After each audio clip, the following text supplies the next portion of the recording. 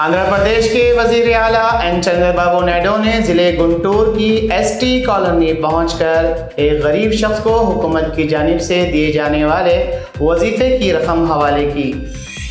ضلع ناگر کرنول میں بارش کے دوران مٹی کے مکان کی چھت گرنے سے ایک خاتون اور اس کے 3 بچے ہلاک ہو گئے۔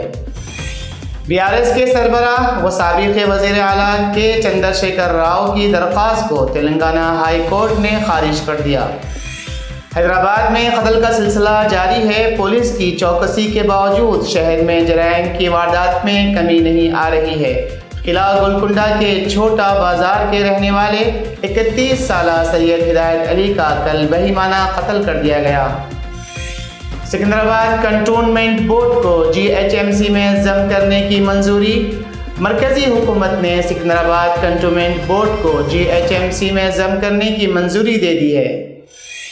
شہر حیدرآباد کے راجندر نگر کے قریب PVNR فلائی اوور کے قریب ایک سڑک حادثے میں ایک شخص ہلاک۔